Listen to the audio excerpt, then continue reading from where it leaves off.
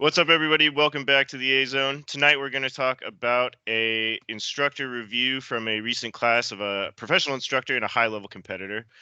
Next up, we're going to talk about our experience shooting the group drill, which was bunny stacks over the last week or so. And finally, we're going to answer a listener question about divisions. So I know two of you guys took the Charlie class, right? So it was Coy and then our guest tonight, who is David, the Humble Marksman. So thanks for coming on, by the way. And so I think we're really interested Thanks for to having hear me, about guys. how Glad to that be class here. was.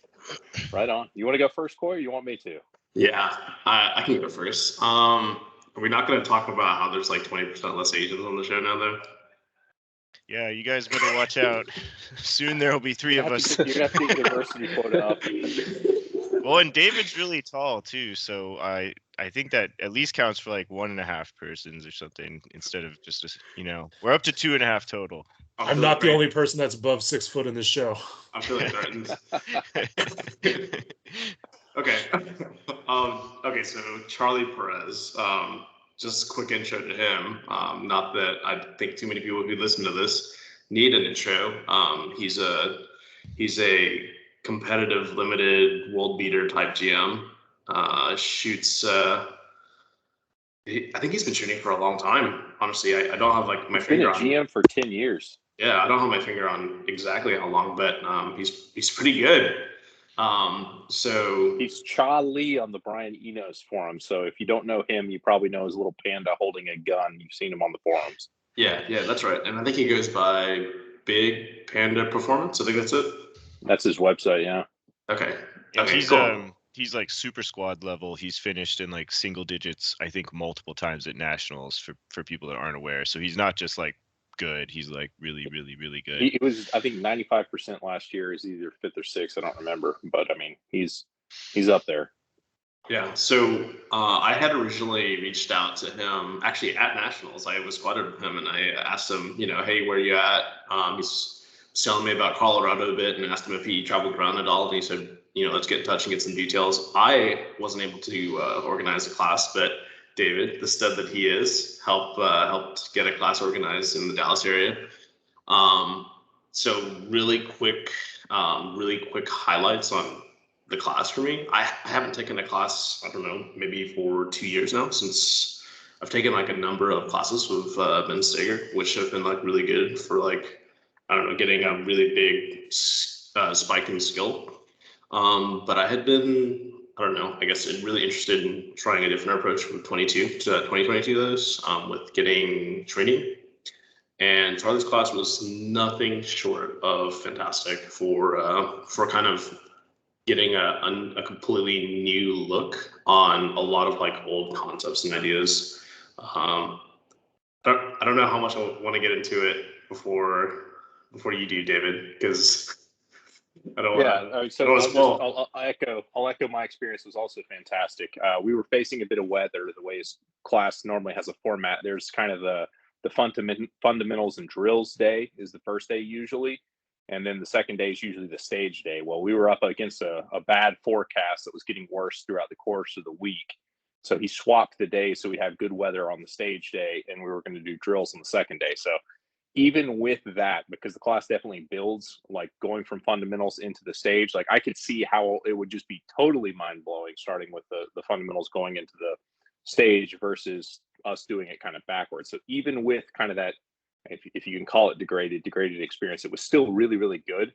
And the reason that is, at least thinking about it for a week or two now, is Charlie's a really good communicator. He's very good at explaining things, and he has a lot of processes. It's not just like, look how many rounds do you think Charlie shot in that class?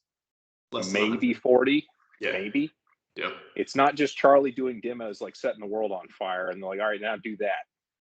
He has a process. He has very colorful ways to make you understand things.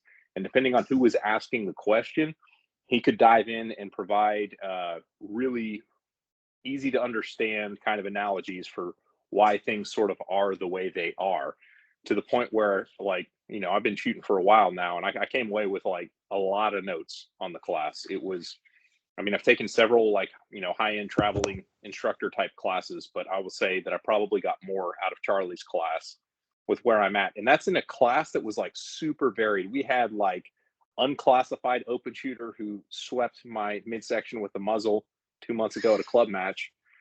He was in the class and he got a lot out of it. And, then there's me and Coy, on the deeper end of the class, and we got a lot out of it. So, I mean, it was definite good use of time and ammo and money for sure, as far as I'm concerned. Yeah. It's going to sound like I repeated you. It's actually what I took down in my own notes. You said it really good. I wrote down that he's got really approachable, like, teaching methods. And his, like, training cues that he gave to people were super scalable. Like you said, people that were unclassified. And this isn't like, oh, why dodge classification? Because I want to not really be too self-critical. It's like people legitimately have maybe never shot USPSA before. I think some of them were IDPA boys, RIP. But Charlie was able to actually like deliver messaging to everybody in a way that I saw improvement across the board, which is honestly impressive. I personally had a lot of complaints. You might ask yourself, or you probably have these same like thoughts or ideas. It's like, oh, I want to take this class, but I don't want to get stuck with a bunch of shitters. Like just calling it like it is. Nobody wants that experience where it's like you're looking to go with your buddies and all your buddies are masters and GMs. And then there's the D class dude that holds up the entire class because he can't print a group at 10 yards or whatever. So it's a bad time. Anyways, I loved it. He had something for everyone, and I'm having a really hard time saying, like, I didn't watch everyone as closely as David and some of the people, but I have a really hard time coming away from, I guess, just casual observation that everybody improved from shooting. And it's not like we went out there and rained bullets, for 2 days. It was a low round count. It was only 500 rounds or so. And that's on the high side, I would say. Yeah. I mean, it was sub 500 round class, and we got a lot out of it. And it's because so much of it was based around kind of like the theory and the knowledge. Like, I don't feel like I learned less by shooting less. Like, I feel like I walked away with a lot of stuff I can be working on. And just I mean, he said it on a bunch of different podcasts. So I'm not trying to give away, the milk for free, as some instructors like to say, but he always talks about aggression breeds aggression. And there's a number of different things where you don't consider how aggressive you need to be doing something. And just throwing one out there, like mag slaps on doing a mag reload. He's not like a bring the magazine to the gun reload. He's a bring the gun to the magazine type reload guy. He's like, but if you're using the proper level of aggression when you're slapping that magazine, you can get 20, maybe 30 reps in dry fire because your hand's going to start to hurt. That's how aggressively he's attacking it. But he's not wrong, because when you slap the mag that hard, because I mean, what are you always doing when you leave a position when you're doing a load? I mean, when you're leaving a position, it's almost always you're doing a reload. So when you get that hand speed involved, like everything about the physicality of how you kind of launch out of the position changes, and you are faster point to point. If you just slap the rest of your limbs will follow how fast you move the magazine to the gun. And it was eye-opening. And I mean, it feels like you're like a unicorn reloading with the gun on your head, with where you have to hold it to make that reload work. But even with very little practice, like Coy and myself both had baller reloads when we got to the end of the class. Like, neither one of us are spicy reloaders necessarily, but I mean, we both had market improvements. At least I took your video and I looked at my video for sure. I had a big improvement. I feel personally attacked. Isn't that just the magwell though? It is. It is. Well, he does modify. He does modify the technique. Like he makes you do the pause. I mean, with the carry optics guys, he wasn't talking to me and Coy because we were just sitting there pounding on our magazines, trying to throw them into the gun as fast as possible. So when we were doing that, he was going down the line, working with people to do the pause right when you're coming into the gun and all that kind of stuff. But I mean, everybody was. But he's like, the most important part is just the mag retrieval coming back. Like, if you can get it back to the gun and pause, and then guide it in for the final. I mean, it's the same thing as like the JJ 9010, right? And so he's basically coming at it a different way, but he's prioritizing that slap so much that like everything goes faster. And it was a theory that I was kind of coming up with on my own, that like you can't, like, if you do the like pat your head and rub your stomach thing, like it's very difficult to not move them at the same speed. So it's kind of some stuff like that. And he also had some other like physiological things with where things are positioned. Like crossing the center line of the body with one arm can be difficult. So like on a reload, it kind of makes sense to kind of have the gun on the magazine side of the body as opposed to on the gun side of the body, because like some people can't cross their center line. So physiologically, it makes the load easier if you just keep it like in front of your, support hand eye. Was kind of one of the things that he was coming up with, and it's just he's coming at it in a lot of ways. I mean, I think I'm not going to go out on a limb, but I think he punches way over his weight in being an instructor. I think he's a better instructor than he is a competitor, and he's a very good competitor. Yeah, I mean, do for short version, I'd go again. Like, there's not a question in my mind. Like, he doesn't have, I think, like progression coursework. I think he has like a step that he teaches, but it's the kind of situation where I feel like, in fact, I already reached out to him. It's like, hey, dude, how much money do you need, to look at my videos on a regular basis and tell me what's up?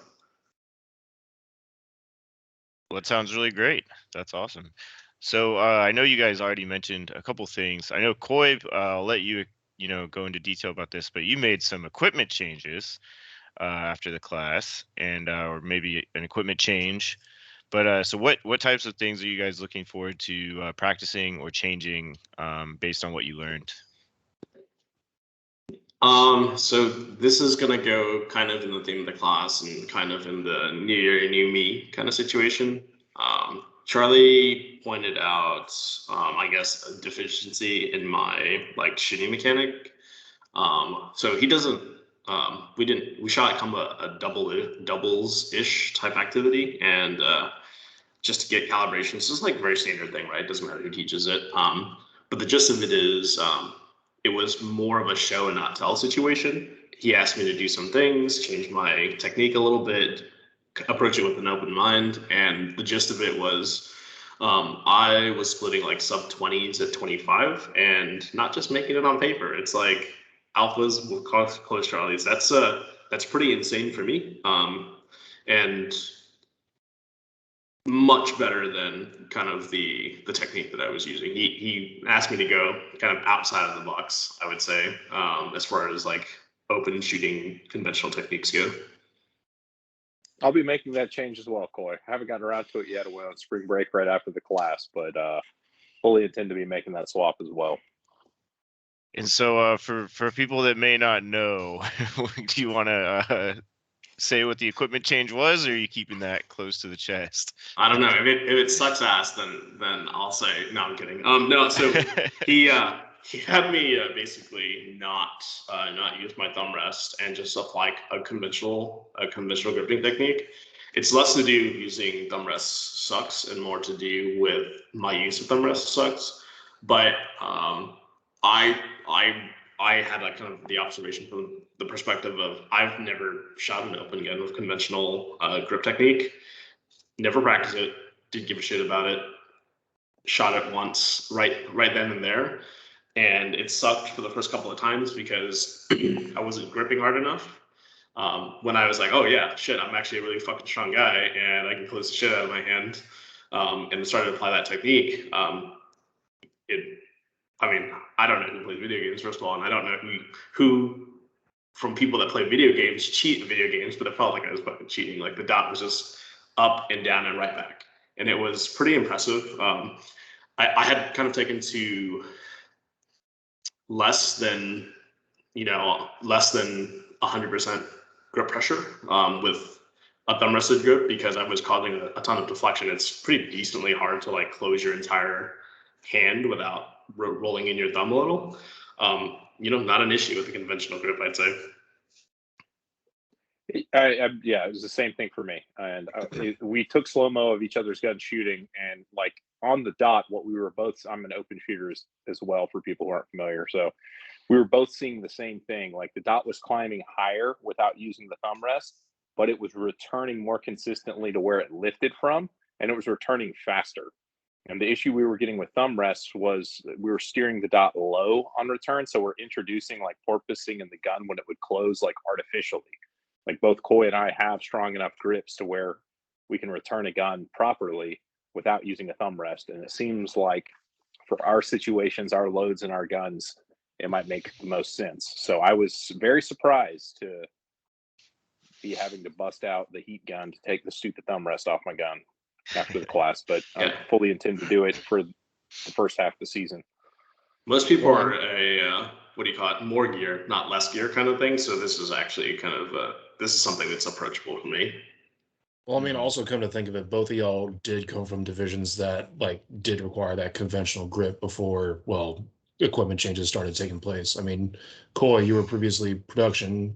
David, you were carry optics, right? We didn't have thumb rests back then, so I mean, I guess that all kind of like pans out into like, hey, how do I take my previous experience into what is now? I feel like you can get a better crush grip if you don't use the thumb rest. Like you get more strength out of your support hand, and like it's a meme to say open shooters don't have to grip the gun hard. That's absolutely not true. It's the same as all the other guns. Basically, it just the recoil is a lot faster, and it benefits from a crush grip the same as any other gun would. And you kind of have to prove it to yourself that, like, while it has this gigantic compensator at the end of the barrel, like you still need to stabilize the gun from opening and closing really, really fast. So a big beefy grip makes that happen.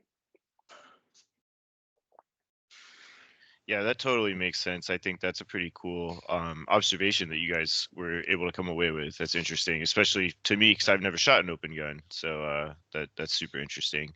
Well, I was starting to check it out. I started a video on checking out a thumb rest on a 320 to see what it was, and I had the same thing happening. Like my doubles groups were better without the thumb rest than it was with the thumb rest. So I was like, well, maybe I'm not bearing down on the thing hard enough. Maybe I just need more on the thumb rest, and it got worse.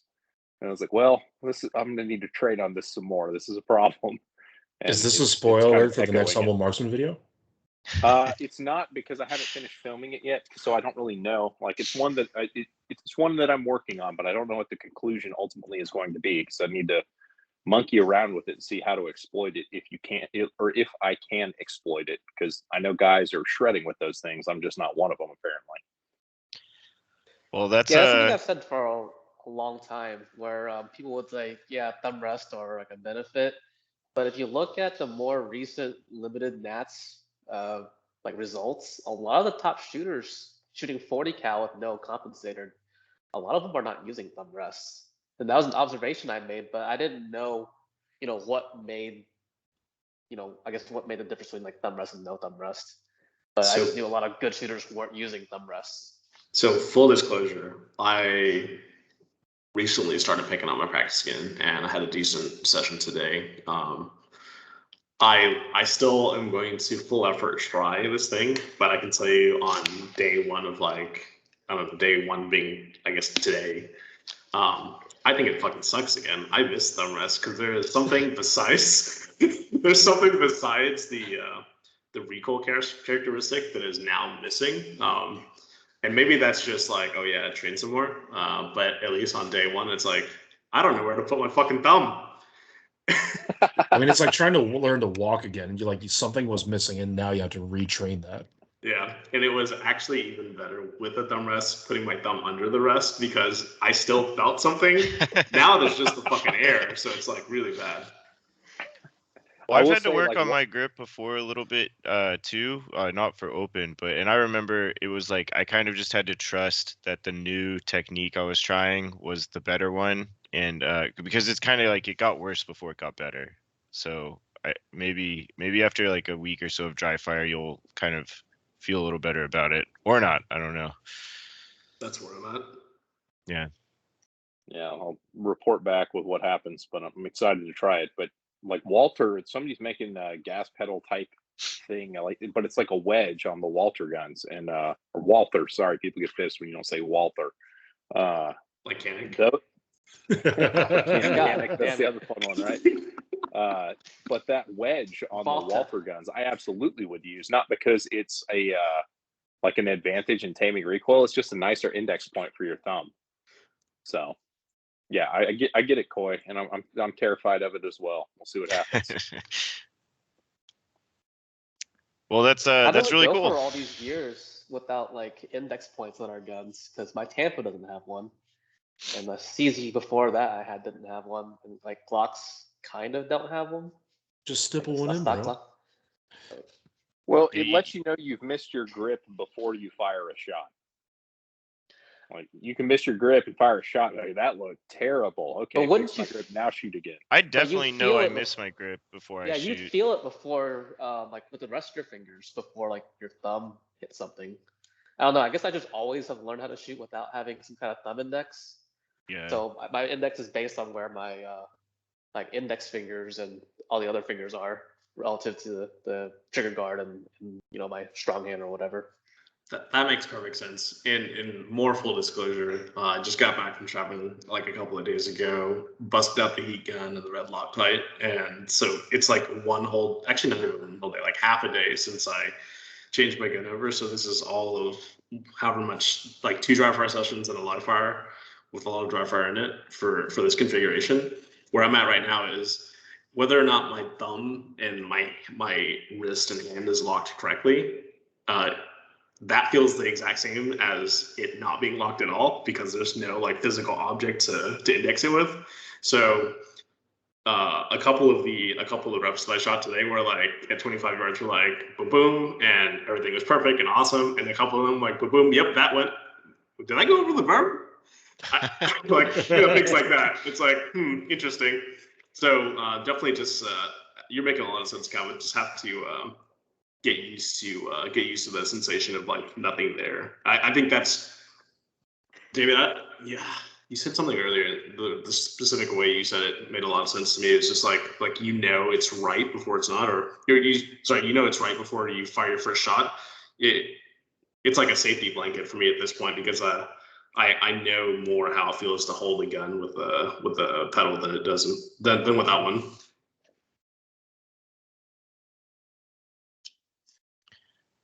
Yeah, that's an interesting observation from the class. So it sounds like it was really great. Do you guys have any other like takeaways you want to mention before we move on?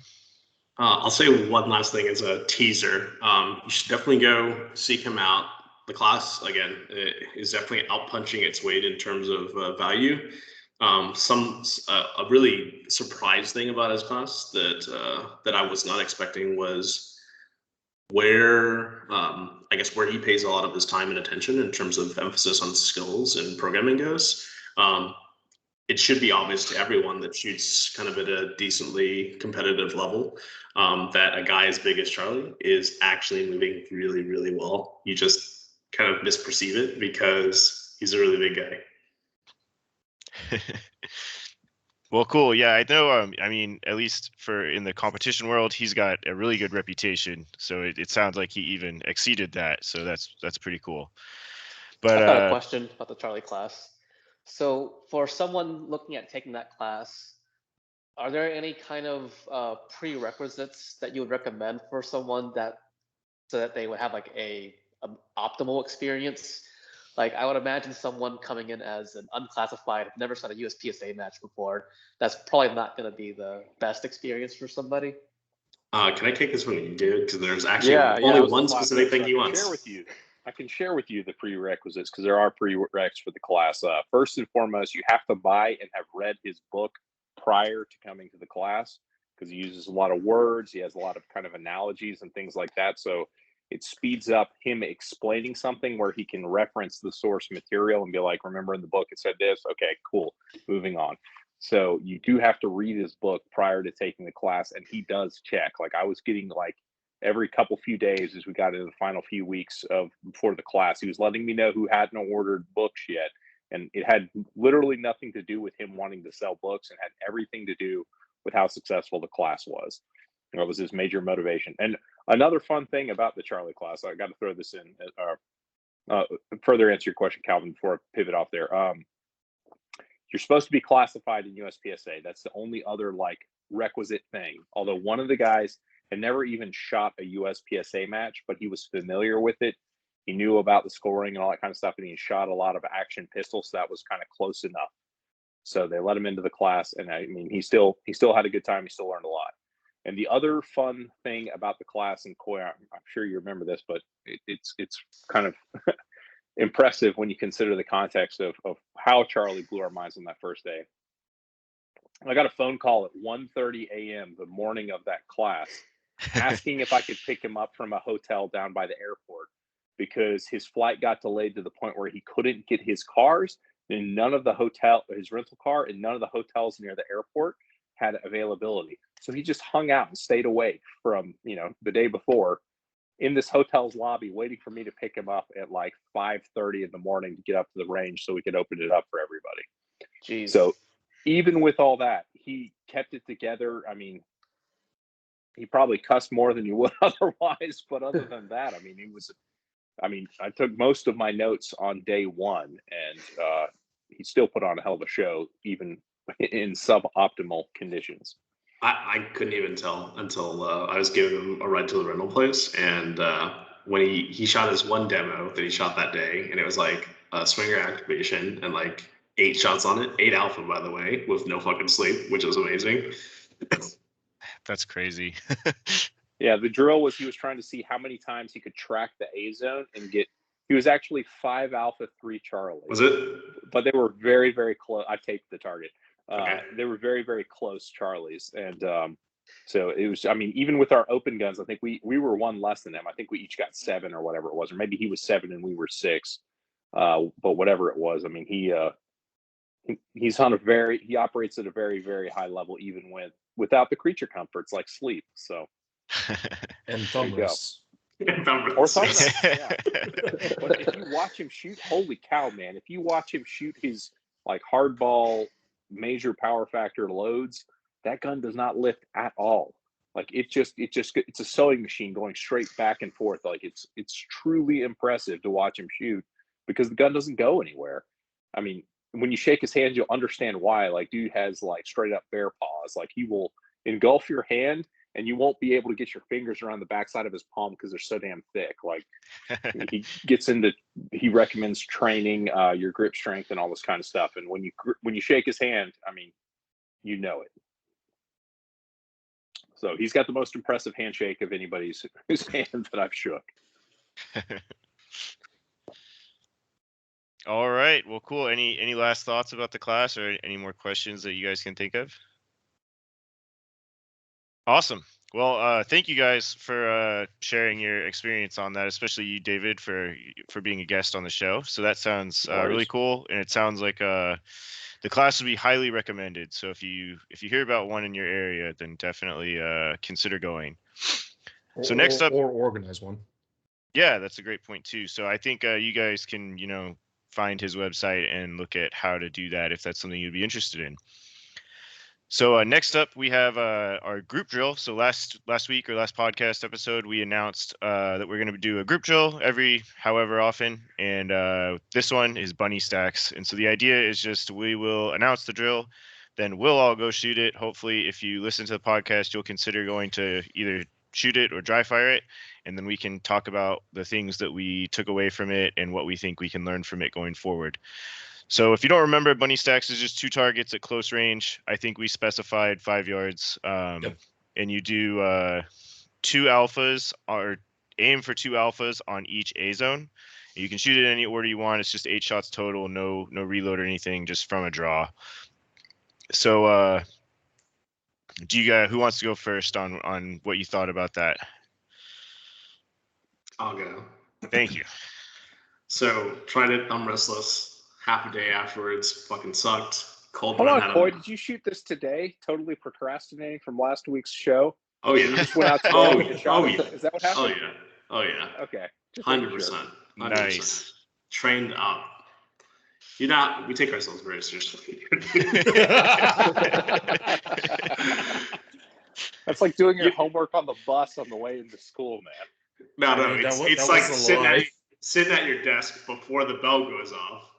That's what it is. Hey, you got it done. Well, technically I did because I was talking mad shit. I was like, oh shit, I hope nobody brings it up again. I was like, 2.5 seconds, all alphas, no problems, bros. Yeah, didn't happen. Yeah, So, I was about to say that was a lot harder than I think we initially thought it was. It's very doable. I think so. I won't spoil, but I think one of us did it. So I I had so many sub 250 runs that were like one Charlie or one Mike. It frustrated the shit out of me, but I was like, you know what? I'm giving myself all 5 tries to do it, and that's all I get.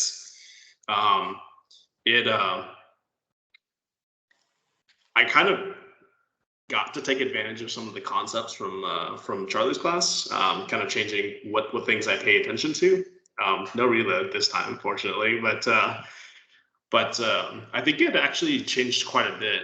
There's the the surprise part of the exercise to me was if I tightened up what I was kind of trying to shoot on the big A zones, it surprisingly sped everything up. It feels like felt like I got some extra tenths out of shooting the thing. First try, I was like 251 with the mic. I had some that were like touching 2.4 and lower, but it was from not moving the gun as much, from just aiming like upper A zones versus holding. I know it seems so silly in my nude, but for some reason that like really helped bring the time down. I on one of the middle runs, I made all my hits, but it was like 270 something, and it made me very sad. So I'm pretty sure one of you guys are going to say that you guys shot this in 2.3. So I'll just go sit in the corner and cry now. Well, I can go next, I guess. So I shot it last weekend, and it was pretty tough. Not the same day as the show, Connor. No, yeah, I was the guy that did my homework early. Yeah, and you shot the drill. Seriously. Okay. All right. Yeah. Continue. No, thank you for pointing that out. That no, coy. But no, so I thought it was I kind of expected 250 to be pretty tough, but it was actually a little bit even harder than I expected it to. So I could pretty consistently do it in like 275, and I think I might have gotten a couple in like the 2.5x range, but they were definitely not all alphas. I could usually keep them on paper at that pace, but like a lot of Charlies on the headbox. I missed it, but were you shooting your production gun? Yeah, I was shooting iron sights. Okay. And so and what was so, your focus on each of those targets? I'm curious. Yeah, so obviously lower A zone versus upper. Yeah, so that's exactly where I was going with that. So I think that's the interesting part about the drill, in my opinion, is you obviously need to have your draw quick enough, or you won't have any chance of getting close to that time. But the interesting part is the different aiming, and so I think what really stood out for me is like my better runs, even though I didn't get any below 250. My better runs were always when I was purely target focused, like sights blurry the whole time. And that seems obvious on the lower A zones. I think most people would shoot that way on a 5-yard big A zone. But you kind of have to, it feels counterintuitive, but you kind of have to force yourself to do it on the heads. And it made it like, if I could force myself to do it, it made the shooting easier, because you can see that smaller target, and then you're still looking at your sights, and you're still verifying that they are aligned good enough on the credit card A zone. But it happens a lot faster than trying to shoot one of the lower A zones, look up at the credit card, and then shift your vision back to the sights. That takes longer. It just physically takes longer. So I think that stood out to me as a big thing, was like, it feels counterintuitive, but if you can force yourself to stay 100% target focused throughout the whole drill, even for the head boxes, it makes your life easier and speeds things up. Would you say that for all shooters, or just for guys who are kind of mid-pack to upper mid-pack, top into their matches? That's actually a really interesting question. So give me a half second to think about that, but I could maybe change my mind on this with more thought, but my gut says that I would say that to all shooters, because I actually think not only is it like the optimal way to do it, but I actually think it makes it easier. And as counterintuitive as that is, and I know just how counterintuitive it is, because I've kind of worked through that, fighting your natural tendency on that with like any hard target, not necessarily with this drill. But for example, I have trouble with tuxedo targets, especially past 10 yards. And you think, okay, I got to aim hard, make sure I don't miss the target on these. And my tendency is, okay, look at the front sight.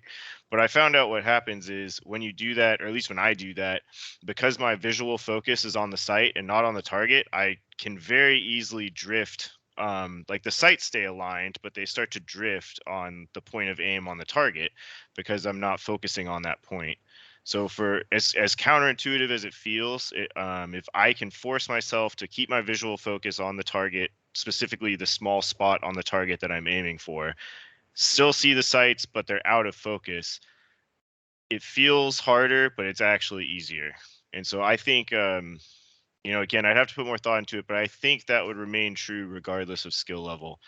Again, you literally have to fight your natural tendency, but it makes the shooting easier at least for me.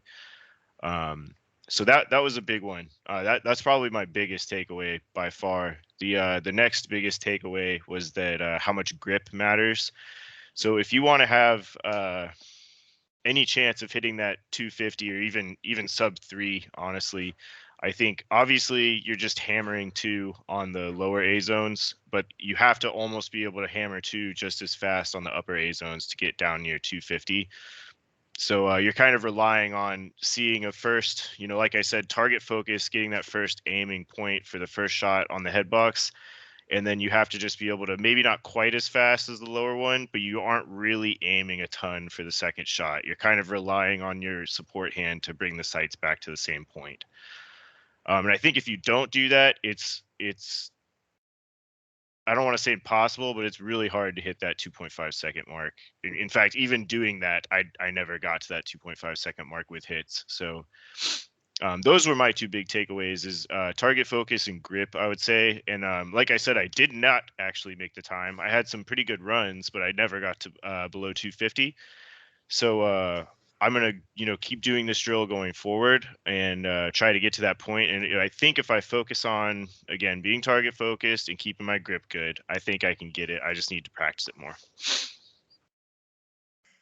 Calvin, Yeah, how badly did you break the 250 barrier? I never broke it. So Never? I don't. I've seen your splits, dude. You're better than that. Come on, man. What happened? The splits are not the problem. So I don't have as much experience shooting target focus as Connor does. I think it's something I'm still trying to learn how to do. And that is the thing that I'm noticing, that when I do shoot target focused, I don't even see the sights sometimes, or I don't perceive them. So what it feels like what's happening is I'm just relying on my vision, focus on the target, and then also like an index. So even on the headshots, I have to index shoot to get into the 250s. And when I do shoot the 250s, it's kind of hit and miss. If I get into like the sub 3s, I can get like one Charlie here and there, but I've never been able to break 3 seconds to getting all alphas when I did it, and I've done it twice. I did it like last week and then also today. Oh, so you also, as a podcast host, went to the range and did your homework a full week before it was due. Yeah, I did a week before it's due, then I did extra credit today. Dang, Boy, that's you might be the worst star. podcast host ever. So Calvin, if you don't mind, if I cut in just briefly, I think you said something super interesting that really resonated with me, and it was that you said you're shooting target focus, but you're not actually perceiving your sights. And I remember, I mean, that's still honestly a problem for me. I don't want to pretend I'm really good at it, shooting target focus. I think it's something that, particularly on difficult targets, I have to force it. Like my natural tendency is not to do it. So I think just to your point, it's still something I'm working on, and I think you have to be like really mentally present when you're trying to practice that. Like you cannot be on autopilot in dry fire or live fire, because you'll revert back to either you'll stay target focused but you won't actually aim the gun, or you'll find your eyes being drawn back to the sights. So yeah, I don't know the point of that, but yeah, I think I have had the same problem and still have the same problem. So it's interesting that you bring that up. Well, Chewy can split like a boss. How badly did you break the 250 barrier, Chewy? I broke it by 300ths. So 300ths. Yeah, so I the video that I posted on my Instagram. I need to open No that one up watched to your Instagram, public. Matt. Yeah, of course nobody watched it because my account's fucking private. But like, I need to open that up. That's not good for a podcast host, man. I'm gonna open that up. Don't worry. If I'm it gonna makes open you it feel better, mine's public and nobody watches it. So you know. up. Yeah, I have. Yeah, the fact that I outclass you by like 100 followers. What was it? So like most of the things that you can take away from the drill have already been said. But the things in order to get that 250 or lower mark is just complete mental relaxation, and you just program yourself. I want to do exactly this. I want to draw the gun. This is how I want it to feel. I'm going to look at this spot on the lower A zone and this spot on the upper A zone. If you have a dot, I need this much offset in order to make sure I score in that head box of what I need. So pretty much just having the confidence to do whatever you want to do and being relaxed. Those are the two main takeaways. Let me ask you this, Matt. You What's- shot this one. You shot this more than I did, I think, as someone who did the homework assignment before it was due. Let me tell you, bro. I did this today. Very You nice. shot Very it, nice. you shot it recording. last week too, though, right? At least All a of little- it without a a little timer, bit. though. Yeah. All without a timer. Yeah. How many times did you guys shoot a group that was like an inch apart or smaller, but it was two Charlie? Yeah. I've done that quite a bit. Fuck, that was actually one of the maddest things. And I was like, okay, I'm gonna be smart. Charlie just told me this. Look at that. Look at that fucking perf light. And I'm like, baby, two Charlie in the A box. I'm like, god damn it, just fucking kill me right now. So mad. Well, that's really the hard part about the drill is it like the hard part isn't shooting a fast tight group at 5 yards. The hard part is putting the fast tight group in the right spot, you know. So I guess no, to your point, that doesn't surprise me. I did the same thing. And it was frustrating. I had the pleasure to get to practice on some steel challenge stages with an iron sighted 22, which is not, I'm a consummate dot shooter. I don't shoot that at all, but I was very surprised that like I used the fiber front sight exactly like you're supposed to use a dot, and it just treated it like the world's smallest window. So all those 25-yard shots, it was basically like I just need to see the fiber in the middle of the target, and it's going to be good enough. Mm-hmm. So that did was- you just say production comeback 2022? Is That's that what I you said, heard. David? No, absolutely not. No, Limited then. no, absolutely not. You just took a Charlie That's class. actually You're a not gonna shoot beautiful limited? segue into your reader question there, Connor. Yeah, it is actually. So I think we were pretty much done with bunny stacks. So we have our last little top. One thing about bunny stacks, I may or may not Oh, have way to heard kill the directly thing, from Matt. We had it rolling. We had momentum. God. It's like, no, bring God it damn back. it, Matt. That was Hey, such a I just beautiful want- segue that you I just just wanna stomped all over. Okay, I just want to inspire people just a little bit. I may or may not have heard from a local shooter who is also an M-class carry optics guy who uses a thumb rest that he may or may not have broken into the 2.2s. No that's one's gonna go pretty- shoot that's- bunny that's stacks pretty because of That's spicy. that. fake. I'm calling insights. Yeah. Yeah, I'm gonna need to see how that classifier, bunny stacks was set up first before we say that's Oh. legit. Thank you for actualing the segue, Matt. Thank you for Yes. that. You're very welcome. I'm also on 2 ounces of whiskey. All right, golly, I'm gonna stop it. We'll start Jeez. over. Dang it, Matt. Fuck. All It's right. only happened 4 episodes ago. Come on. God, do any of you guys even remember what we were talking about? Matt, good lord, no, I'm just kidding. All right, so, getting back to our schedule here, Matt, we had a pretty good listener question that we decided to throw in here too. So the listener question, I think, was how do you know which division is right for you? And so I think we all probably have an opinion on that. So I'm going to kick it to our guest of honor first. That's a fun one because like you get to play like you're new, so you don't realize that USPSA has changed its rules like hideously for the past 3 years or so. There have been major revisions, so that when you ask that question, it's like, do I sign up with where the heat is now, or do I sign up with where the heat is likely to be? Because you're going to be buying thousands of dollars of equipment based around the answer that you eventually kind of come to. Mm-hmm. And so, I mean, if you were to just kind of answer this question right now, and I suppose I'll answer the question, and then I'll kind of open up another question, even though it's not on your agenda. But if you were to do it right now, carry optics is the obvious choice, simply from a competitive standpoint. There's more people shooting carry optics now than there ever has been, and I would not be surprised at all if nearly 50% of the activity this year is in carry optics division. Like I'd see production and limited both just kind of hemorrhaging activity even further, is my guess. Open has been gaining speed, but at the same time, you have to be like double income, no kids to shoot open. Or really old, one of the two. And so you make a you good point there of so for anyone listening, I think some of our listeners are maybe new or new to the sport, and where you said where the heat is now may not be where it is in a few years. So that's a statement to be taken seriously. So when I started, everyone shot production, almost everybody, and that's why I picked it. And then, you know, fast forward like a short 2 or 3 years, and we're at where we are now, where I mean, like carry optics is the clear spot to shoot if you're. 3 years ago, production was the number 2 division, like this close to limited. And now production is like 11% of participation. Yep. And I mean, it's probably maybe a quarter of what it was in 2019. Yeah. So anybody, if you aren't taking David seriously on that one, then just trust us. It can change quick. So that's kind of where I want to bring up the question, because USPSA had the podcast with what's his name, Brandon from Infinity, and Jake Martins. And they're talking about at the Infinity Open, they're going to have single action optics is going to be available in the carry optics segment, like side match effectively, because the match is really only limited at open. Like the side match they're having on Friday, they're opening that up to single action only guns.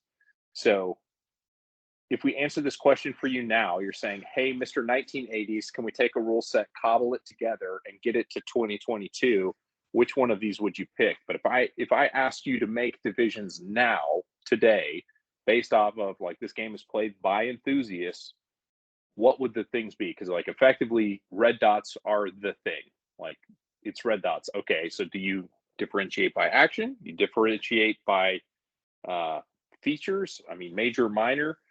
Would you do all that now if we did it again? Because I think that we are on the cusp of having like a major reinvention of what the USPSA divisions are going to be, and I think that IPSC is honestly going to be behind the curve. But I mean, from conversations I've had with manufacturers, there's a lot of pressure on the org to shake things up and kind of shed the 70s history of the game. And it's in the, I mean, you can see it in all the board of director notes going back a couple of years about bringing up minor or major power factor and single action guns and all that kind of stuff. So like, this is not new, but it's likely coming. I think it's going to reach critical mass. So knowing that, would you still make a recommendation of like a production gun with a dot on it, or do you ride the pine and see where it goes for a year to get a new provisional division? I mean, I opened it up to you guys. What is your thoughts on that? I'll pick somebody at random. We'll go with Coy first.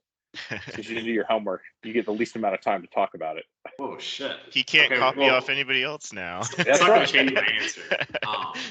So I think I speak for both of us, David, when I say that if you don't shoot open, you're probably gay.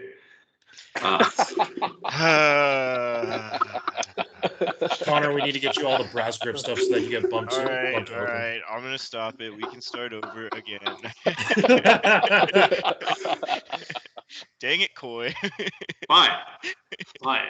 You're slightly less gay if you want to shoot a single action K optics in. So I thought I actually noodled on this a bit, and I was like, is this terrible? And I thought to myself, no, nobody cares. You can't have your cake and eat it too. And what I mean by that is, we look at last year's winners of various divisions, K optics, whatever.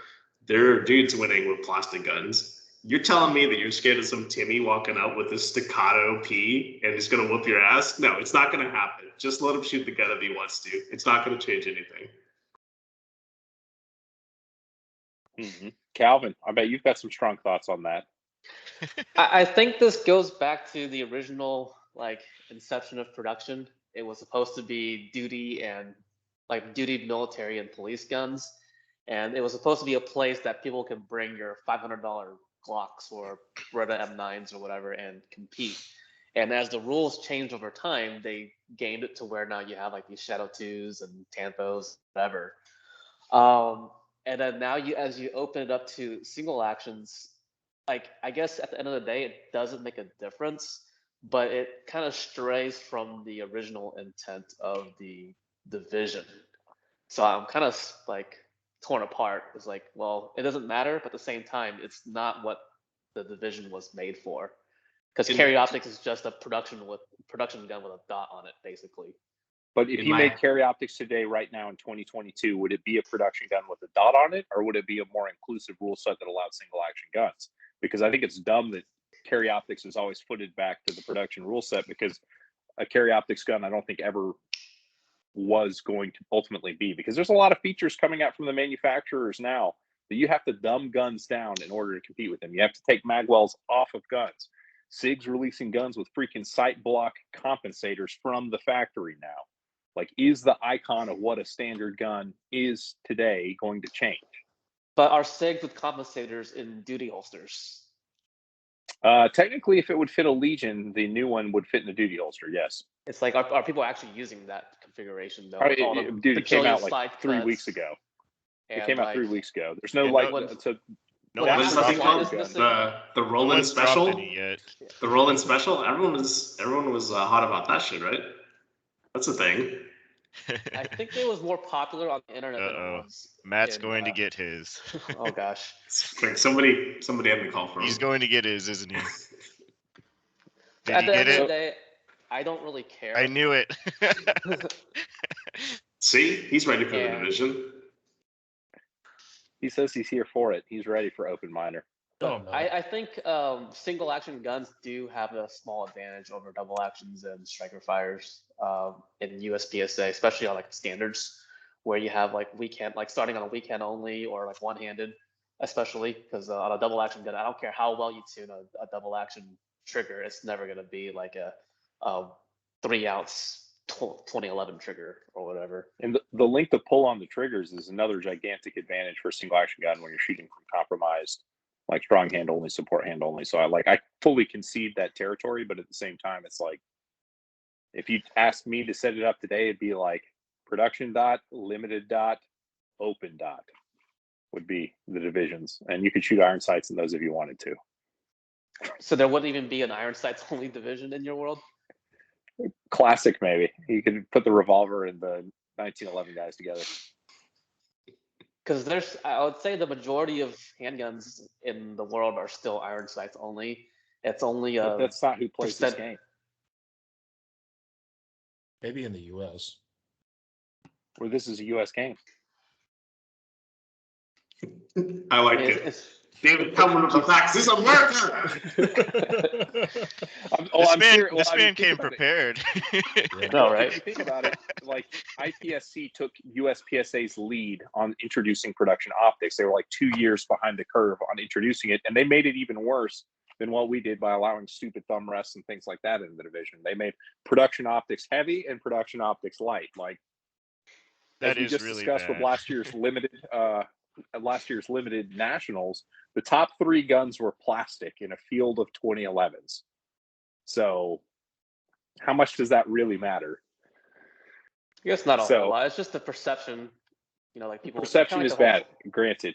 And when you're trying to attract new shooters, because that's what the org is trying to do, it's kind of hard to get people to join in and shoot when you're going against all these dudes with their $5,000, $7,000 2011s.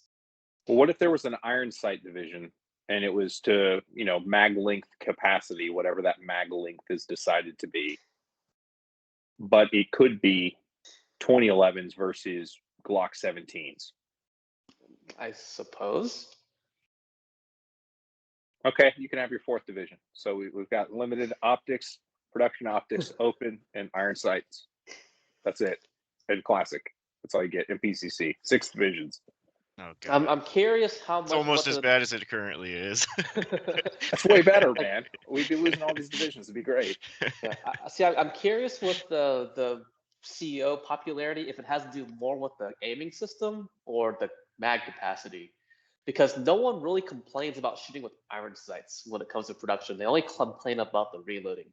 Oh, I it's honestly 100% think capacity. Yeah, it might be like the magic combination of both, honestly, because I mean, like, it's hard to It's deny that like cartridge. a ton of people have dots on their guns now. I mean, and it's legit fun and cool. So like that, I think that's pretty appealing. And then not having to do 3 reloads every stage is Because the also pretty dot is appealing. kind of a pain as far as like maintenance and Yeah, keeping but up with. most people don't actually shoot enough for it to be a problem, even USPSA shooters. I do. Well, me too, but But even still, like the good dots now, I mean, they're almost maintenance proof. I mean, battery life on SROs is just ridiculous, and the only issue you have with that is the false dot that's pointing into the sun. That's a bonus dot, David. But Two dots it's for the more price of value. one. 2 Two for the for price one. of 1. 2 reticles. You thought you were buying a single reticle. No, just point it in the direction of the sun. You get that second reticle just like the hollow sun. Yeah, I guess Well, my Chewy, main question is now, like, is there a place for poor people? Because that's what we made production for. Yeah, it's not for in this NPA. game, man. Have you seen how much ammo costs? I mean, you can afford a lot more ammo if you have a $300 Jonic. What is that? What's a Jonic? I would say that. Wait. What's a Jonic? It's so fun. Me and Calvin go back. Speak and forth American. with. It's canon, damn it. But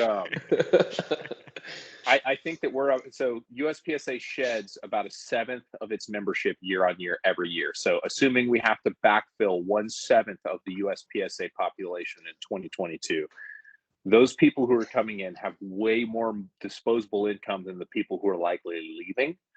So does it even matter at that point? Because it's not, I mean, how much does a belt cost to set up? Like, even if you do it cheaply, how much is a cheap belt? Like, you get the wish.com mag pouches and all that stuff. Like $100. Close to $100, right? Yeah. Yeah. So still, that's not cheap. Like, it's not like a $25 Uncle Mike's holster and, two $15 mag pouches like you could shoot IDPA with. Like, I think Steel Challenge is the cheap way into USPSA. I don't think USPSA has a cheap entry point anymore, and I think it's silly to try and compete on that, because the value offering of USPSA is the best shooters shooting the most technical, the fastest. It is a crucible to efficiency. How quickly can you shoot your points? And I think that's what they need to focus on. I don't think they need to focus on like trying to be everything to everybody. Like, that's what Steel Challenge is for. Have 72 divisions of Steel Challenge. Let them shoot, rimfire, pistol irons, and all that stuff over there. There's a home for all that stuff. Like, we have enough issues making poppers fall down when they're struck at a national championship. Like, what makes us think we can get really complex and figure it out, a formula that is like, okay, well, now that I know I can bring my $300 Taurus, I'm considering shooting USPSA. Like, how many Tauruses have you legitimately seen at a match under current rule set? One, I think. Was it somebody trolling, or was it somebody shooting it really? Really? They were actually shooting it. They're also sponsored, but really? Was it Jesse or Casey or somebody? Yes. Okay. Okay, I mean, so somebody they not on a factory team, how many? Is the answer 0 for somebody who's not on a factory team? No, that's not real. People don't do that. I think I've your seen options for being poor is like shooting a PO7 or a PO9 and doing the typical new shooter poor person antics and buying a Cajun sow kit and then putting that in your gun. Which, and not by doing the it way, right, so you get a bunch of light strikes. exactly. Yeah. There's poor options for single action only. Anyways, when I say poor, I mean no, it's not really a poor option. I think it's the same price point as you get an actually already good gun like a Shadow 2. They sell it in single action configuration already as well. But I don't know. I don't think there's a way you get into this game without spending at least $500 on a pistol, and a $500 pistol can compete at the deepest end of the sport, as Nils showed us last year. If you're allowed to keep the magwell on it, that's the caveat there, right? So Chewy, how would you destroy these divisions and reforge them, and then make your recommendation to our lovely questioner, who's probably eyes have glazed over and are not tracking with any of this discussion? I mean, mentally for me, I just say roll back to at least like equipment division rules. I'd honestly be happy if they just rolled back to 2019. I'd be personally fine with that. I was very happy with that. Now, I mean, carry optics, fine. Let's freaking go for it. I'm over with the discussion. Let me just take my $600 Glock and wreck everyone with it.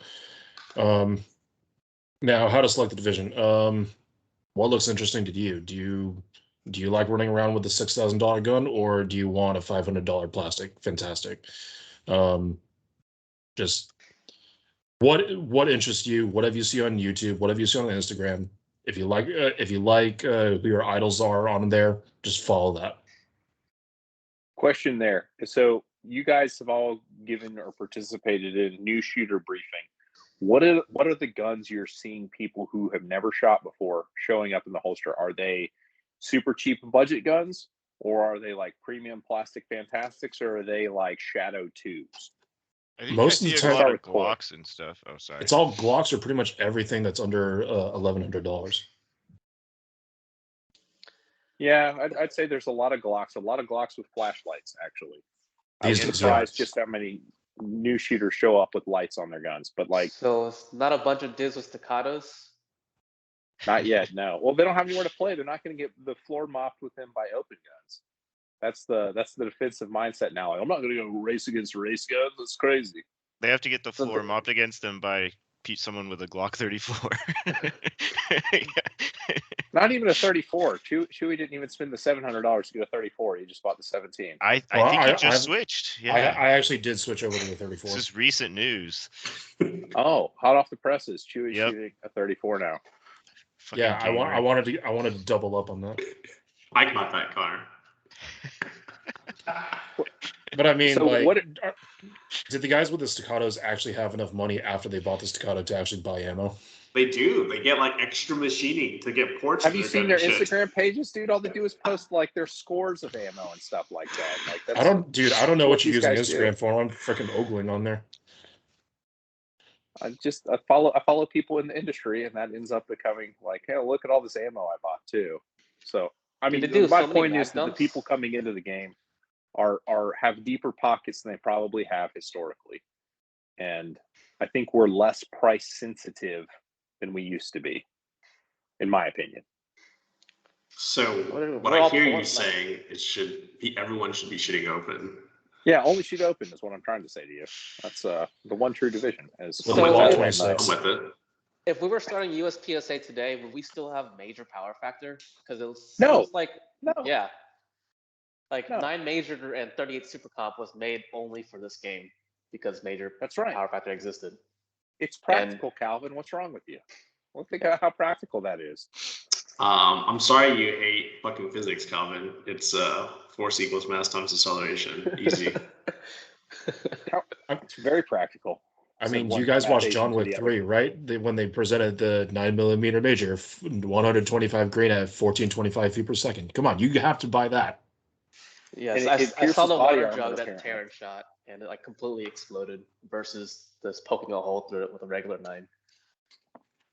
Yeah, that's another great point. I don't think that power factor should be a thing. I don't think it should be as low as 125, but I also don't think there should be a like if you want to make one division that has major scoring, then just make that division major only and let everybody kind of figure it out. I mean, that's the game mechanic, right? Like open guns are the way they are because they recover faster and you have a bigger area of the target to aim at. So I don't know. That's the way I see the world anyway. I'm trying my best not to get into this one. I've actually done a lot of homework on it.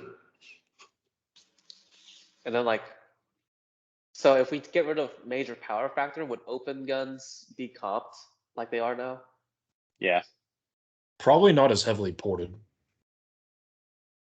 I think yes, absolutely, all of those things. Guns like the Bull Armory Ultimate Racer, which can function with minor ammunition charges, like that's now subtle to plug re-record. there, right? Now to re-record. That sucks. Yeah, we're not sponsored by anyone. We have to record this. So, but there are factory guns that are compensated. I guess that's a 4-port comp, and it works. So I think that other people would just have to load their ammo hotter, but would they load it to 172 power factor? Probably not. Or Could they make it 185, work whatever. at like 150? Probably. They probably can make that happen. So It's like a plus P I division. don't even think the open guys would be too upset about that. But tell me this, David. Would you continue to load over 165 just to give poppers the extra fuck you? No, I'd save the money on powder, man. You see how much powder we're cramming in those cases? It's bullshit. We just talked about this. We're not poor, David. We talked about this. Yeah, I know that, but at the same time, it's hassle to have to buy more components. When I bought 32 pounds of gunpowder the other day, see, there you go. There's the flex. So I don't care how much powder goes in the cases. But no, I would use less powder just because, like, I don't want to go buy more stuff and have hazmat and all that nonsense. If like, you really didn't care, why do you guys shoot 9 major? Shouldn't you guys be shooting 38 super comp, like real open shooters? I feel like that's bait. I'm gonna leave it. I'm gonna leave it. This is like the guys who flex their staccatos and be like, "Hey, this is the best 2011 ever," and they've never heard of SV. Yeah, I'll be honest with you guys. I'm only in this game to a point. I don't even have my second gun yet. It's showing up next month, but it's coming. See, this is why you buy Glocks, so you can buy 10 of them. What are you going to do with 10 Glocks? Who wants you 10 leave the damn Glocks? things in the car, they're going to melt, man. Sell them. So, hey, man, black market has to survive somehow. Well, I think we've beat this this is probably a good note to end on, Connor. I've thoroughly gotten this off the rails, and I apologize. Do I get to answer the question, or are we? You guys. I think Matt was probably the only one that answered the question. So if Calvin, I have an answer. Connor, okay. So what's your answer? I think this might surprise people who know me, but I think if we were starting from scratch, you know, like you said, power factor doesn't really make sense anymore. So you wouldn't have it if you were starting from scratch. And I think the action type doesn't make as much sense anymore. So you probably wouldn't have that either. I think the like differentiating factors would be like optic versus irons and maybe some type of like capacity, which I mean, the benefit to that would also be like you could drastically reduce the number of divisions that way too. So I don't know what that would look like specifically, but you'd probably want to have some type of like open division like we have now, but maybe effectively no requirement to shoot major. And then somewhere where iron sights and then dots could play outside of open or something like that. And I think if I had my way, you'd probably set the capacity limits at something more reasonable so that you don't have to all go out and buy extensions or all go out and buy 15 magazines because the limit's so low. So I think if you put like a concrete number on it, then that would even the playing field, but make it a high enough number that you know, you're not buying a bunch of mags and dropping them all over the place. But that being said, I don't think I would actually want to do that in like real world today. I'm kind of fed up with them changing the rules. I'm almost just like, I don't even care what they are. Let's just like leave them in some state for more than 3 months. And I will say I agree with your point, Calvin, about the perception. I like, in fact, I would like the rules even rolled back a little bit stricter because I say this as someone who shoots a pretty fancy pants Shadow too. You know, people look at especially the 2011s, but even like the Shadow 2s and the Tanfoglios, and like, oh, like you need some fancy gun to shoot that, or you can only shoot like that because you're shooting some fancy gun or something like that. So I actually really dig it when like people like Matt or somebody are shooting, you know, just a what's generally accepted as a normal gun. But Yeah, so I would prefer them not do the 2011 thing, but I also don't really think it matters in at the end of the day. Well, How do you what if tell they someone to just select a made division? limited 9mm as major? Like, not like has to be like 9 major, but like maybe there's a new power factor floor of 145 or something. But you Yeah, can and shoot 9mm guns. I think like starting from scratch, starting from scratch, you just go minor and set it maybe a little bit higher than 125 because 125 is pretty low. But yeah, I think the only problem with that is you're going to kind of screw everybody who's bought a 40 cal. I could also you could also make the argument that we shouldn't dictate the sport based on potentially screwing a couple old guys over, but like I don't know. I can see that both ways. I wouldn't want to, the future of the sport to depend on not changing someone's, barrel up a little bit. But then again, it would suck to like make people effectively force them to buy new guns. That's just stimulating the market. Yeah, great. Isn't that what USPSA does? Yeah, pretty much. But I guess so. I said I was going to answer the question. I guess I didn't even really answer the question. The question was actually which division is right for you. I think people overthink that a lot. I think really the only important factor is like, is there heat in that division? And so, look at the divisions that have heat and then pick the one that you like the best. I mean, don't overthink it.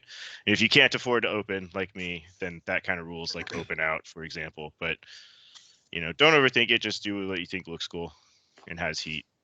Actually, hey, here's an important question. What do you define as heat in the division?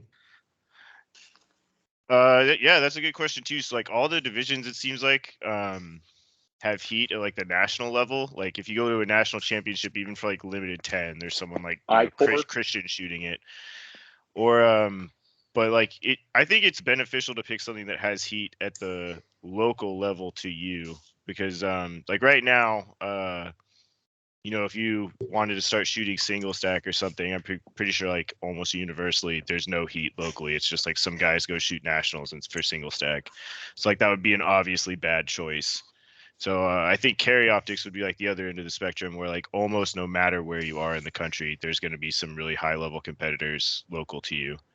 So that's how I would define it, is like, are there good shooters in your area? Because that's where you're mostly going to be shooting your matches. Not everyone, probably not everyone really cares about heat. I mean, what's the percentage of USPSA shooters who are trying to shoot at the national or be competitive at the national level, or even competitive at their local level?